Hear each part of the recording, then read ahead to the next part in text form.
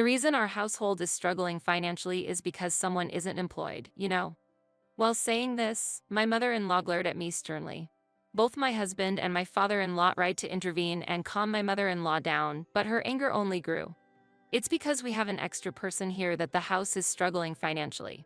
Being a housewife is essentially the same as being unemployed. Do you understand? With those words, my mother-in-law blamed me. However, more than feeling sad or angry, I just felt tired of my mother-in-law. It's been a year since I started living with my in-laws, and I've been blamed like this by her many times before. My dedication to my family at home is something my mother-in-law just can't seem to accept. I believe that maintaining the household is an important role and is certainly not worthless. But the reality is that my mother-in-law does not see its value. It's incredibly frustrating that such misunderstandings occur, but I strongly feel that I must overcome this situation in my own way. One day, my mother-in-law was different from usual. Apparently, something upsetting happened outside, and because of that, she was even harsher towards me than usual. As time passed, my mother-in-law became more agitated and eventually said something unbelievable. "It's wrong that you're with my precious son. You're unemployed now, and you should live a more independent life. Get out now." My husband and father-in-law were shocked. They had not expected my mother-in-law to tell me to leave so directly and were at a loss for words. My father-in-law seemed like he wanted to say something, but I spoke up first. "Oh, of course, with pleasure," I replied with a smile as bright as the morning sun. My mother-in-law was taken aback by my unexpected response and exclaimed in surprise, "What?" The atmosphere was so comical, like a scene from a TV show. My husband and father-in-law were also surprised. Their faces were filled with the pure astonishment of children seeing a rare animal. While they were unsure how to react to my unexpected move, I went back to my room and began packing my bags for a new beginning. As if to mark the start of this new chapter, I took out the divorce papers. When it was time for my husband to sign the divorce papers, he hesitated slightly, and his hand shook a bit with the pen. "Mother, I'll take these divorce papers to the court." "Take care of yourself," I said as I prepared myself to step into a new future. As I did, my mother-in-law's laughter came from the back of the house, but my heart had already moved on from the past and was filled with hope for the future. "It won't go as you think," I muttered to myself as I began to envision my new life. "My name's Sherry. Even now at 30, my love for movies and dramas since childhood hasn't faded. I was passionate about following the stories on the screen back then, and narrating stories through visuals has become my passion. This passion led me to a film production school right after graduating from high school.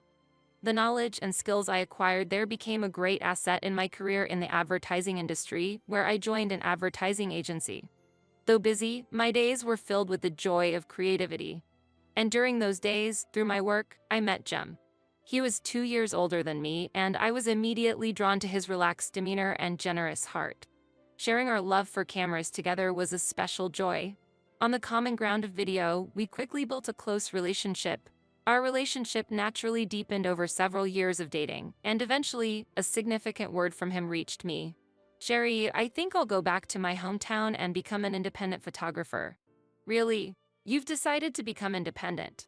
I had heard from Jim before that he eventually wanted to return to his hometown and become independent. "Yeah.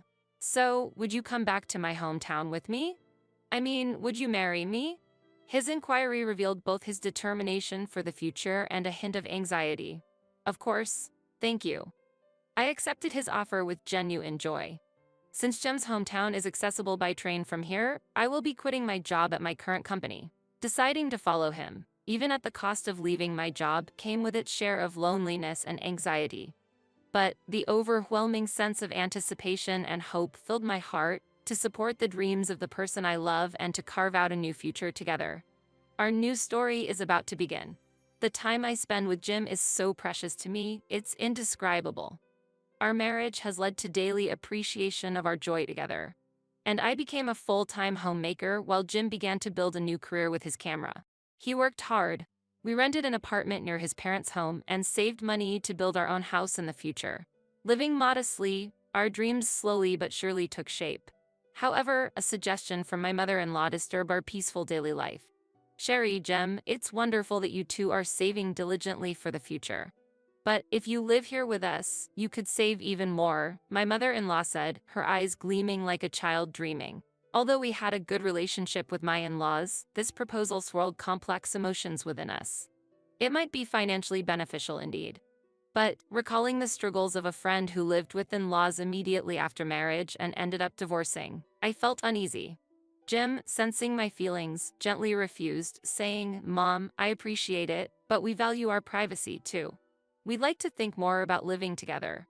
However, my mother-in-law's enthusiasm did not wane. "I think living together will make every day more fun. I dream every night of us enjoying meals together." "It's time to start living together," she repeatedly suggested. As time passed, her repeated suggestions swayed us. Eventually, we accepted her warm hope. The joy on my mother-in-law's face was as if a long-held dream had come true. Finally, my dream is becoming reality." She thanked us with sparkling eyes. Our new life, filled with such hopeful anticipation, was about to begin. "Wow, I'm really happy. Sherry, let's share the household chores together amicably." "Thank you, I look forward to it." Seeing my mother-in-law smile, I felt truly glad to have accepted living together. After agreeing to live together, my mother-in-law's calls became more frequent, conveying her eagerness to live together. "For you two, I've prepared the corner room on the second floor of the house. It's bright as it gets a lot of sunlight, and I think you'll find it comfortable. I've cleaned the room thoroughly and polished it, so please use it comfortably. I truly appreciate your thoughtfulness. I'm deeply grateful." As time passed, I experienced more of my mother-in-law's kind gestures, and the anxiety in my heart gradually eased. Still, a small doubt smoldered deep within me. It was the feeling that my mother-in-law's love for her son, Jim, was sometimes too intense. A mother's love for her son is natural, but sometimes her overprotectiveness perplexed me. "Sherry, what are you making for dinner tonight?" "Jem works hard every day, so make sure he eats lots of nutritious food. Not just meat, but a balanced diet. Support him well." "So, what's on the menu?" While I appreciated her detailed concern, I couldn't help but feel a slight discomfort. My mother-in-law also began to frequently say, "I can't wait to live with Jim soon." Her words seemed to anticipate living with Jim more than with the entire family. However, a mother's desire to cherish time with her son is understandable. I told myself not to worry excessively. Otherwise, there were no other concerns, so I focused on preparing for the move. And so, our life together began. Initially, sharing household chores with my mother-in-law led to harmonious days, but gradually her unexpected side began to show. One day, with Jim and my father-in-law at work, it was just my mother-in-law and me at home. As morning light streamed through the windows, what should have been a peaceful time suddenly changed. "Sherry, are you still doing laundry? Can't you do it quicker? Once the laundry is done, I'd like you to wash the dishes. I'm leaving the housework to you today. Since you're not working, you must have plenty of time, right? How enviable to have so much free time." My mother-in-law asked in a tone harsher than I'd ever heard. Surprised, yet trying to remain calm, I replied, "Mother, do you have plans to go out today?" However, my mother-in-law responded, "Yes, unlike you, I'm busy. When I was working, every day was very busy." Thinking back to those times still fills my chest. She spoke with pride about her past job. My mother-in-law indeed had a successful career at a major trading company until 2 years ago. She is now a retired housewife and supposed to have a lot of time at home. Yet, why does she look down on me as unemployed? I couldn't understand the reason and couldn't hide my confusion. "What are you spacing out for? Move your hands. Hurry up and finish hanging the laundry." "Yes, yes." Overwhelmed by my mother-in-law's forcefulness, I started doing the household chores as she commanded. My mother-in-law complained about every aspect of the housework, and she wasn't satisfied unless the cleaning was perfect. "This isn't good enough. It's not clean at all. Do it again." She watched with a critical eye. After harassing me to her satisfaction, my mother-in-law left the house with a designer bag in hand. Alone in the house, I was stunned. Gradually, it became a daily routine for my mother-in-law to naturally treat housework as my responsibility. She dressed in trendy clothes and bags, and always returned from her outings with new purchases. When Jim or my father-in-law were around, my mother-in-law acted like the perfect wife and mother straight out of a magazine. Meanwhile, I struggled internally with whether to tell Jim or my father-in-law about my mother-in-law's dual nature. Not wanting to cause them unnecessary worry, I eventually chose to remain silent. However, as time passed, even in gatherings with the family, my mother-in-law openly pushed household chores onto me. Even then, Jim always protected me and spoke up against my mother-in-law. "Mom, why do you always make Sherry do the chores?" We agreed to share them. My mother-in-law responded, "Don't be so mad. It's natural for Sherry to handle the chores since she spends time at home, as if it was the most natural thing in the world." Finally, my father-in-law showed his anger. "You aren't working right now either." My father-in-law is 3 years younger than my mother-in-law, making him 59 years old. He is still actively working, despite being close to retirement, and works at a publishing company. He is a person full of kindness and has always been warm to me. Moreover, when it's just the two of us, my mother-in-law often talks about her past glories and her career at a major trading company. She probably doesn't talk about it when the family is around because she doesn't want to hear, "You aren't working now, are you?" It seemed she was proud of her past and felt some superiority because I am a housewife. My mother-in-law enthusiastically repeated stories of her past. "Listen, right after graduating from that famous university, I worked at a top company and was really making a mark even as a newcomer. I was so relied upon, and the number of times I was awarded is countless," she said, and I replied, "That's truly wonderful." However, my response only emboldened her to say, "See, you wouldn't understand because you haven't lived a glamorous life like mine. You're perfectly suited for being unemployed because you don't have any special skills." She often looked down on me like that. Although these words irritated me inside, I felt consoled by the fact that my husband and father-in-law were on my side. While my mother-in-law was around, I quickly finished my chores and retreated to my room, reducing the time I spent with her as much as possible. I tried not to pay attention to her boastful stories, and sometimes, when it seemed like she would go on for a long time, I cleverly found excuses to escape back to my room.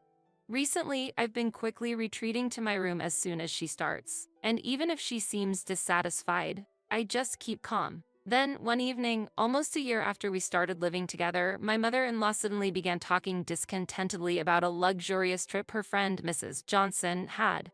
Today, Mrs. Johnson bragged to me. "Mrs. Johnson is your friend, right?" Jim asked. My mother-in-law nodded and began speaking bluntly. "The Johnsons went on a fancy trip. They had a private outdoor jacuzzi accessible directly from their room, and the food was exquisite." Listening to this exchange, I simply took the role of a listener. "Is that so?" "I'm envious," my father-in-law commented calmly. To this, my mother-in-law exploded. "Did you hear that?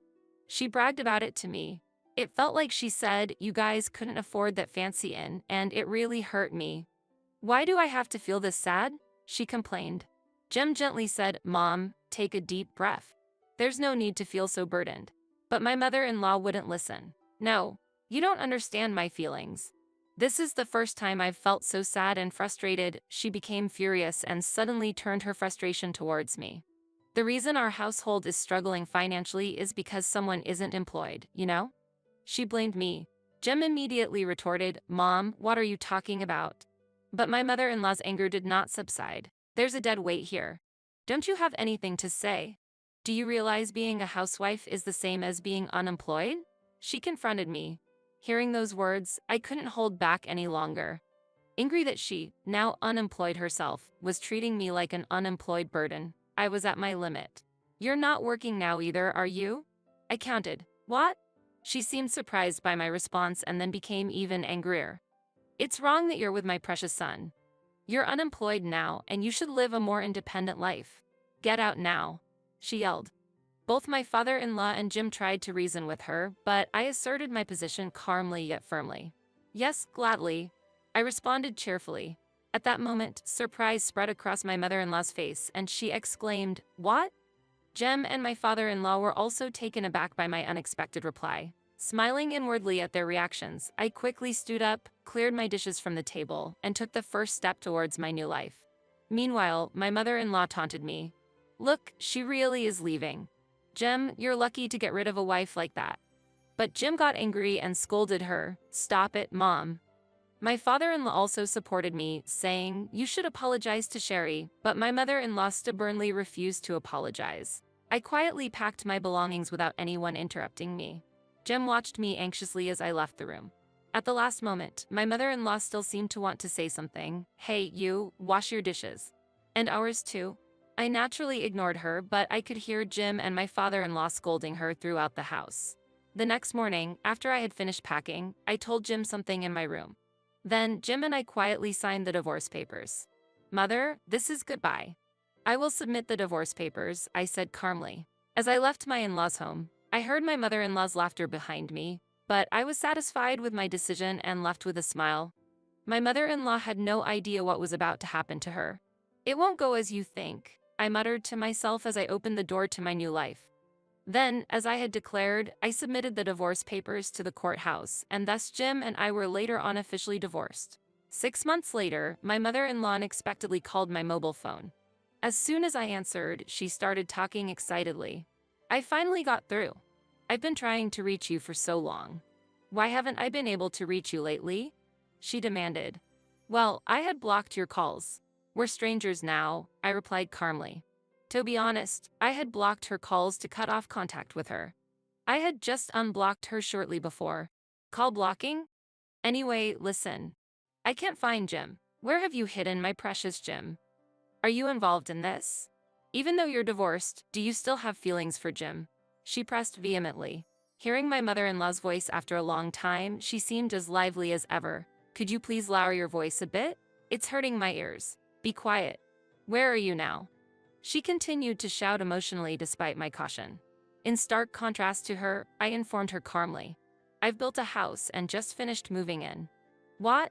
Her momentum was halted suddenly, and she quieted down, but then she gathered her thoughts and started yelling again. What are you talking about? How can you, an unemployed person, have the money for that? A house. Sure, you said something about saving for a home, but there's no way a single, unemployed person like you could afford to build a house. I earn $160,000 a year. The fact I revealed made my mother-in-law gasp in surprise, even over the phone. Actually, I've started streaming videos. I'm a YouTuber now, promoting beauty products and trendy items. I've become popular, and my annual income has reached $160,000, I explained calmly. YouTuber, you? And you earn that much?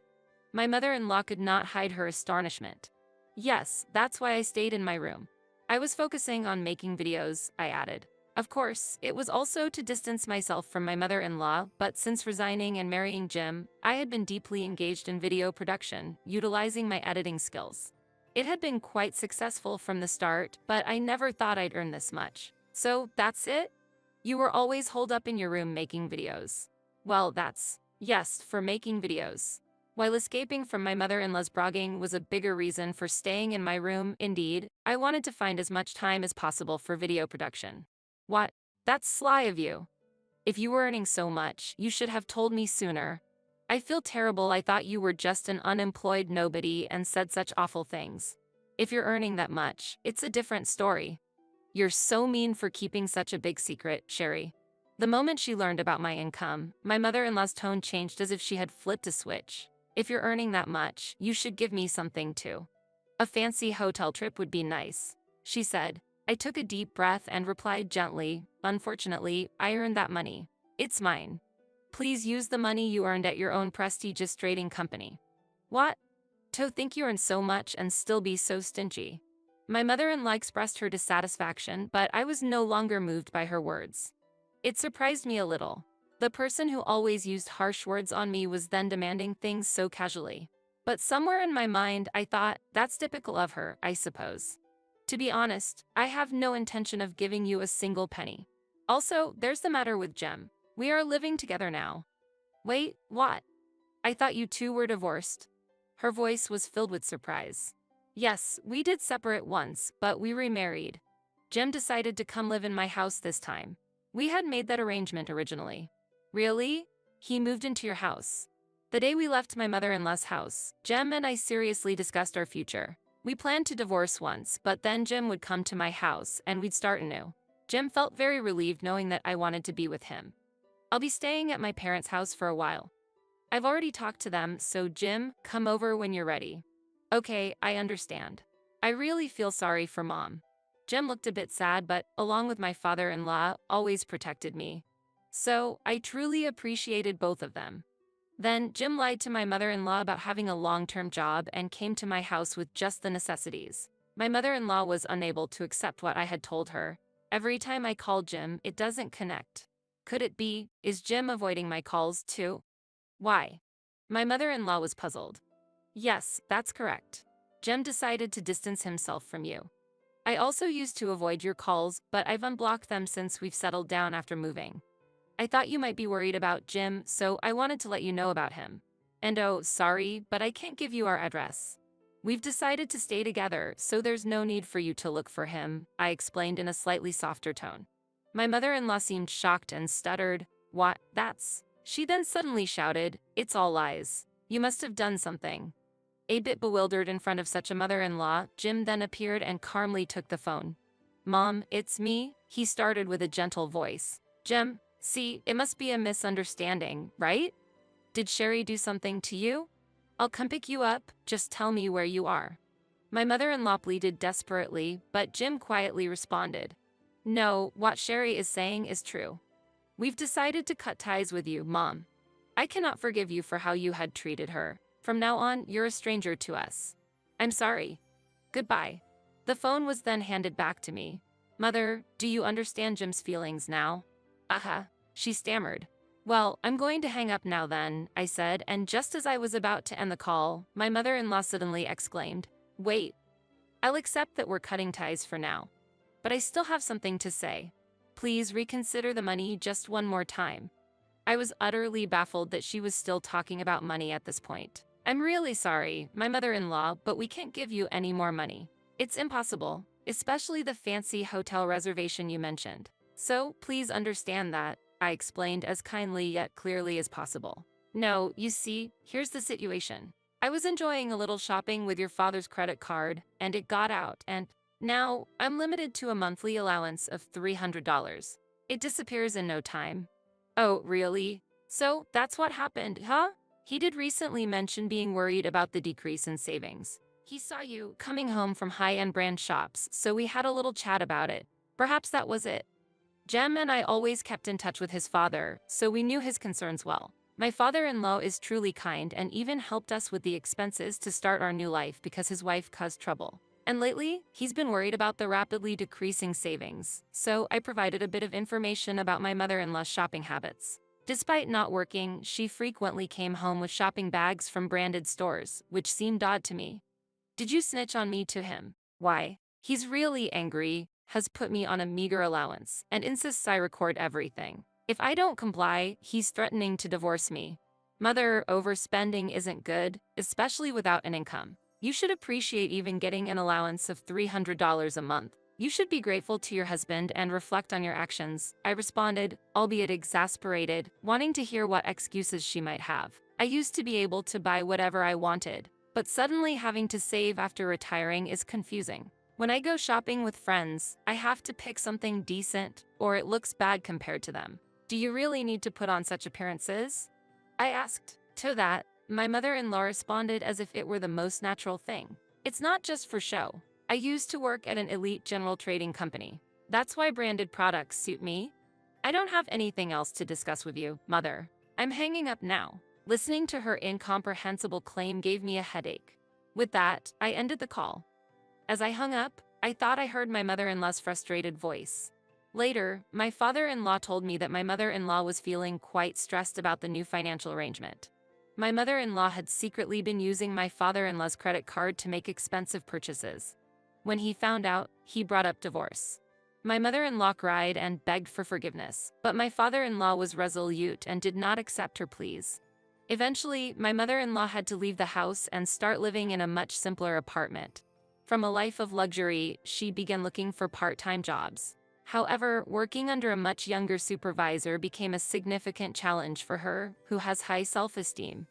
I received several calls from her asking for financial help and complaining about her job. "Sherry, listen. This young supervisor keeps criticizing what I do. Don't do unnecessary things," he says. "How cheeky is that? It's obvious if he just look at my experience. I'd rather you don't call me anymore." But my mother-in-law, endeared, continued, "Come on, help me out a little. Just lend me some money, a small amount will do. You can afford it, right? No, please stop this." When I refused, my mother-in-law started crying dramatically. "That's terrible, Sherry. I can't stand this life anymore. I was supposed to enjoy a fun retirement. Why has it turned out like this? That's your own fault. Until you understand that, nothing will change. Please Please don't call me anymore." I hung up and blocked my mother-in-law's number again. I don't know what happened to my mother-in-law afterward, but I hope she reflects on her past and changes her ways a little. Meanwhile, my video streaming has been successfully profitable, and together with Jim, we are getting a new business off the ground and securing a stable income. With our savings so far, we are relatively comfortable financially. Also, a new life has begun within me. Our upcoming child is already being blessed by my father-in-law and our families. Jem and I are enjoying our days, preparing to welcome our new family member.